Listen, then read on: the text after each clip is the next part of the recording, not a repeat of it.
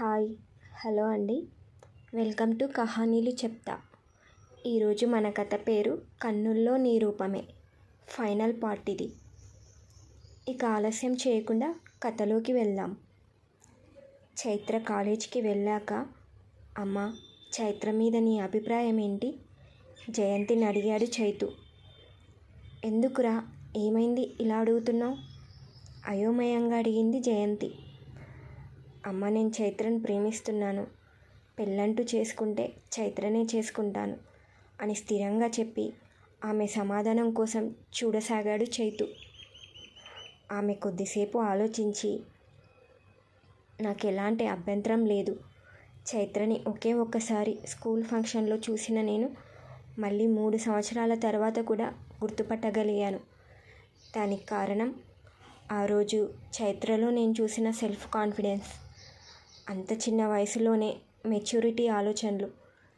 ఇప్పుడు తన వ్యక్తిత్వం చూసి తన మీద ఇంకా ఇష్టం ఏర్పడింది. నాకు ఇష్టమైన పిల్లని ఇంటి కోడల్ని చేస్తానంటే కాదని ఎలా అంటాను అంది ఆవిడ హాయిగా నవ్వుతూ. థ్యాంక్స్ మా, థ్యాంక్ యూ అన్నాడు చైతు హ్యాపీగా ఫీల్ అవుతూ. అంతా బాగానే ఉంది, కానీ చైత్రకి నువ్వంటే ఇష్టమేనా, తెలుసుకున్నావా అని ప్రశ్నించింది జయంతి. డైరెక్ట్గా చెప్పలేదు మా, కానీ ఇష్టం ఉందనిపిస్తుంది అన్నాడు చైతు సాలోచనగా. చైత్ర చదువు అయిపోయి తను అనుకున్నది సాధించే వరకు తనని డిస్టర్బ్ చేయకు, సలహాతో పాటు హెచ్చరిక జారీ చేసింది జయంతి. సరే మా, చేయను అన్నాడు చైతు బుద్ధిగా. మేడం, నేను పార్ట్ టైం జాబ్ చేయాలనుకుంటున్నాను. నా ఫ్రెండ్ జాబ్ కూడా చూసింది. చిన్న చిన్న జాబ్స్ చేస్తేనే కదా రేపు పెద్ద జాబ్స్కి హెల్ప్ అవుతుంది. నాకు ఎక్స్పీరియన్స్ వచ్చినట్టుంటుంది. బ్రేక్ఫాస్ట్ చేస్తూ జయంతి చైతుతో చెప్తుంది చైత్ర.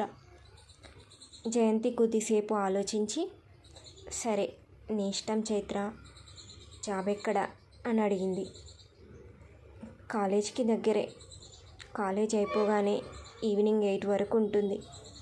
నన్ను ఆఫీస్ వెహికల్లో ఇంటి దగ్గర డ్రాప్ చేస్తారు.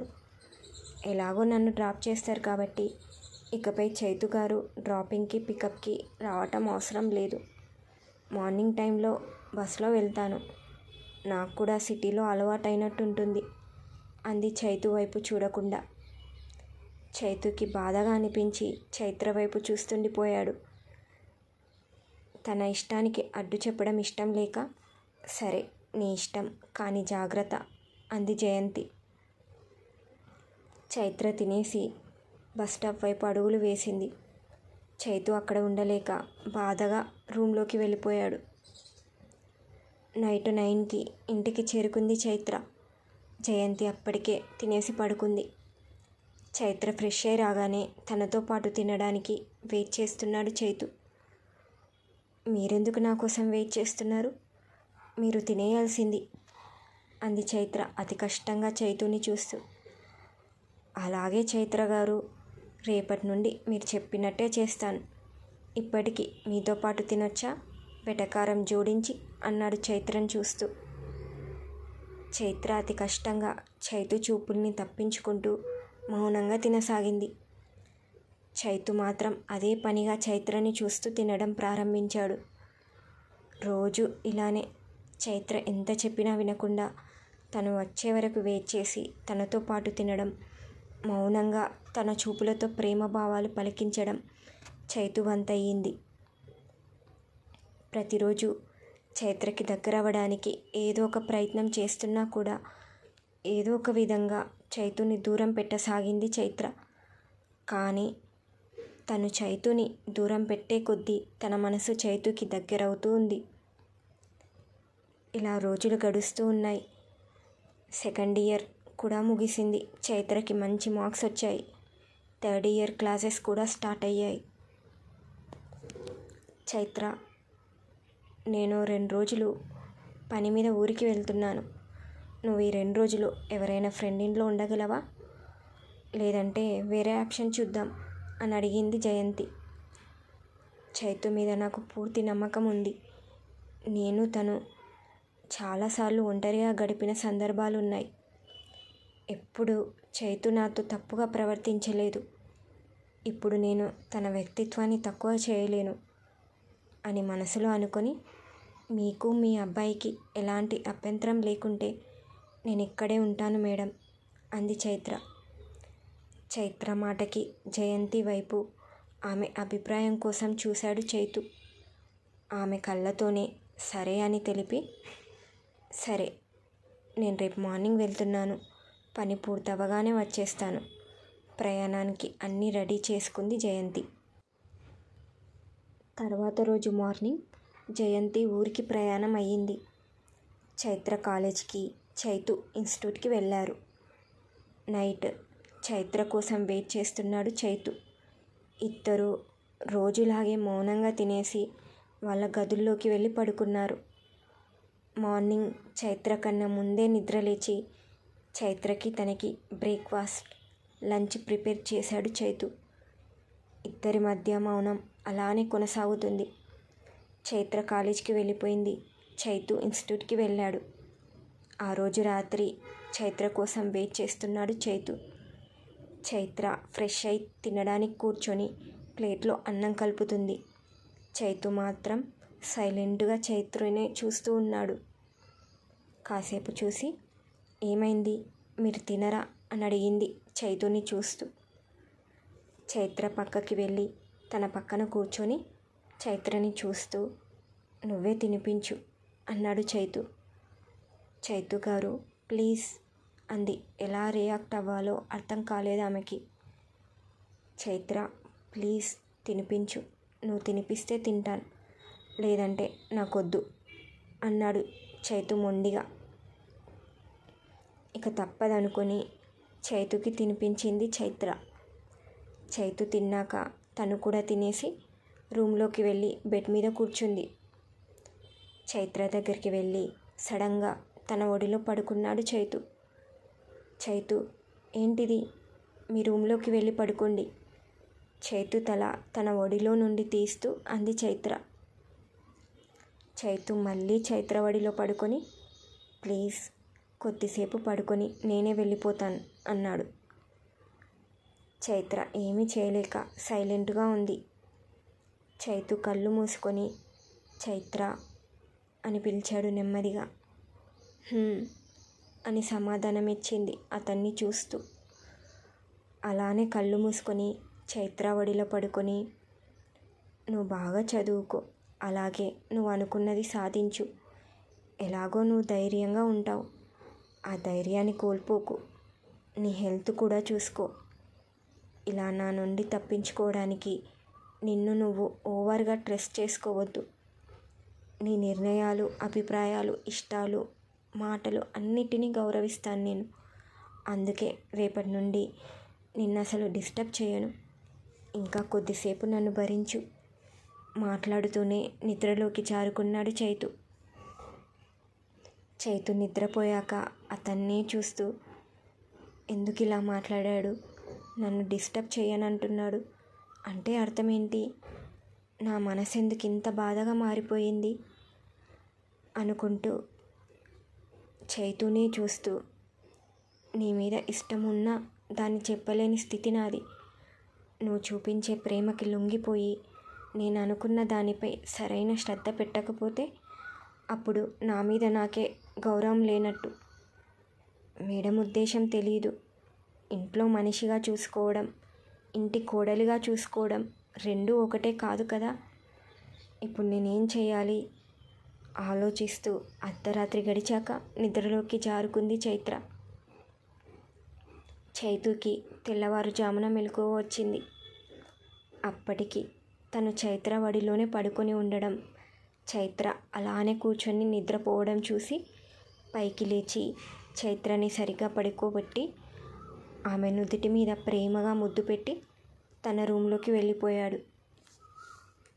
సంధ్యా సమయం ముగిసి సూర్యకాంతి భూమిపైన ప్రసరిస్తూ జీవరాశులను తట్టి లేపే వేళ చైత్ర నిద్ర నుండి మేల్కొని కాలేజీకి రెడీ అవ్వడం ప్రారంభించింది. అప్పటికే జయంతి ఊరు నుండి వచ్చేసింది. రెడీ అయి బ్రేక్ఫాస్ట్ చేస్తూ చైతు కోసం చూసింది చైత్ర. తన ఎదురుచూపులు విఫలమై తిన్నాక చైతు కోసం అన్వేషణ మొదలుపెట్టింది. అతనెక్కడా కనిపించలేదు. అప్పటికే కాలేజ్కి టైం అవ్వడం వలన పరుగున కాలేజ్కి వెళ్ళిపోయింది. చైతు గురించి ఆలోచిస్తూ జాబ్కి వెళ్ళాలనిపించక ఇంటికి తొందరగా వచ్చేసింది. ఇంటికి రాగానే మళ్ళీ తన అన్వేషణ మొదలుపెట్టింది. మనసు ఆగలేక చైతుకి ఫోన్ చేసింది. కానీ చైతు ఫోన్ కలవలేదు. కొద్దిసేపు ట్రై చేసి ఓపిక నశించి జయంతి దగ్గరికి వెళ్ళింది. మేడం, చైతు గారు కనిపించడం లేదు, కంగారంతా లోపలే దాచేసి అడిగింది. ఆమె చైత్రని అయోమయంగా చూస్తూ, చైత్ర, వాడు ట్రైనింగ్కి వెళ్ళాడు కదా, నీకు చెప్పలేదా అని అడిగింది. లేదు అని తల అడ్డంగా ఊపింది బాధగా. చెప్పలేదా? వాడికి టైం కుదరలేదేమో. ఐపీఎస్ ట్రైనింగ్కి వెళ్ళాడు. ట్రైనింగ్ 11 months ఉంటుంది. కంప్లీట్ అయ్యే వరకు అక్కడే ఉంటాడు అంది జయంతి. ఆమె మాటకి చైత్ర కళ్ళు ఆటోమేటిక్గా వర్షిస్తుండగా జయంతి చైత్రని గమనించి, చైత్ర, ఏమైంది, ఎందుకు ఏడుస్తున్నావు అంటూ చైత్ర దగ్గరికి వచ్చింది. కన్నీటిని కంట్రోల్ చేసుకోలేక జయంతిని పట్టుకొని పెద్దగా ఏడ్చేసింది చైత్ర. ఆమె వెన్ను నిమురుతూ ఓదార్చే ప్రయత్నం చేసింది జయంతి. కొద్దిసేపటికి చైత్ర కుదుటపడి సడన్గా జయంతి కాళ్ళ మీద పడి, నన్ను క్షమించండి మేడం అంది. వెంటనే చైత్రని పైకి లేపి, చైత్ర, ఏమిటి పని, ఏమైంది అని అడిగింది జయంతి. మేడం, నాకు మీ అబ్బాయి అంటే చాలా ఇష్టం. నా ఇష్టాన్ని చంపుకోవడానికి చాలా ప్రయత్నిస్తున్నాను, కానీ నా వల్ల అవ్వడం లేదు. నాకు తెలుసు నాకు మీ అబ్బాయితో జీవితం పంచుకునే అర్హత లేదు. మీ స్టేటస్కి నేను సరిపోనని తెలుసు, కానీ నేను మీ అబ్బాయిని విడిచి బ్రతకలేను. అలా అని మిమ్మల్ని బాధ పెట్టలేను. మీ నిర్ణయం ఏదైనా స్వీకరిస్తాను అంది ఏడుస్తూ. పిచ్చి పిల్ల, మనం మీ ఇంట్లో 3 సంవత్సరాల నుంచి కలిసి ఉంటున్నాం. ఇంకా నీకు నా గురించి తెలియలేదా? నన్ను అర్థం చేసుకుంది ఇంతేనా? నేను ఆడపిల్లల గురించి పోరాడే వృత్తిని ఎంచుకున్నప్పుడే ఉన్నతమైన ఆలోచనలున్న ప్రతి ఆడపిల్ల స్టేటస్ ఎప్పుడూ చాలా ఎత్తులో ఉంటుందని తెలుసుకున్నాను. నా దృష్టిలో స్టేటస్ అంటే వ్యక్తిత్వం. నీ వ్యక్తిత్వం అంటే నాకు చాలా ఇష్టం. నువ్వంటే ఇష్టమని చైతు నాతో చెప్పినప్పుడు నేను చాలా హ్యాపీగా ఫీల్ అయ్యాను అంది. కానీ నాకు చెప్పకుండా వెళ్ళాడు. మళ్ళీ కళ్ళ నుండి కన్నీళ్లు జారాయి చైత్రకి. చైత్ర కన్నీళ్లు తుడుస్తూ, ఈ దూరం మీ ఇద్దరిని దగ్గర చేయడానికే. చైతు వచ్చేలోపు ఇలా బాధపడకుండా నువ్వు అనుకున్నది తొందరగా నెరవేర్చుకుంటే అప్పుడు మీ ఇద్దరి పెళ్ళి త్వరగా చేసి మనవడినో మనవరాలనో తీసుకొని ఊరిలో మీ మామయ్య గుర్తుగా ఉన్న ఇంటికి తీసుకెళ్ళి పెంచుకుంటాను. ఏమంటావు అని అడిగింది చైత్ర బాధను దూరం చేసే ప్రయత్నం చేస్తూ. చైత్ర సిగ్గుపడుతూ మేడం అంటూ జయంతిని హత్తుకుంది. కాలం గిర్రున తిరిగి 12 నెలలు గడిచాయి. చైతు ఇద్దరు తమ ప్రేమ నింపిన స్ఫూర్తితో కెరియర్లో ఉన్నత స్థానాన్ని అందుకున్నారు. చైతు ట్రైనింగ్ పూర్తి చేసుకుని ఐపీఎస్ ఆఫీసర్గా తిరిగి వచ్చాడు. Chaitra village development officer post సంపాదించింది. ఆఫీస్ దగ్గర తన పోస్టుకు సంబంధించిన లెటర్ కాపీ తీసుకొని బయటికి వచ్చింది చైత్ర. ఎదురుగా చైతుని చూసి ఇన్ని రోజుల బాధ కన్నీటిగా బయటికి వస్తుంటే పరుగున వెళ్ళి, I love you Chaitu, I love you so much అంటూ చైతుని గట్టిగా హత్తుకుంది చైత్ర. కొన్ని నిమిషాల తర్వాత తేరుకొని చైతుకి దూరం జరుగుతూ ఉండగా చైత్ర మొహాన్ని తన చేతుల్లోకి తీసుకొని ప్రేమగా చూస్తూ నుదిటిపై ముద్దు పెట్టి, I love you to Chaitra అన్నాడు చైతు. నాకు చెప్పకుండా నన్ను వదిలి వెళ్తావా అంటూ తన 2 చేతులతో చైతు ఎదపై కుట్టసాగింది చైత్ర. ఆపవే రాక్షసి, నిన్ను వదిలి నేనెక్కడికి వెళ్తాను, నువ్వు నా ప్రాణమే అంటూ చైత్రని తన గుండెకి హత్తుకున్నాడు చైతు. చైత్ర తాను కన్న కల నిజం చేసుకున్న వేళ చైతు స్వప్నం నిజమే కళ్ళ ముందు నిలిచింది. ఇక్కడితో కథ సమాప్తమయ్యింది. చైతు చైత్రల కథ మీకు ఎలా అనిపించింది? మీ అభిప్రాయాలు, సలహాలు, సూచనలు కామెంట్ సెక్షన్లో తెలుపగలరు. Thank you for watching this video. Thank you.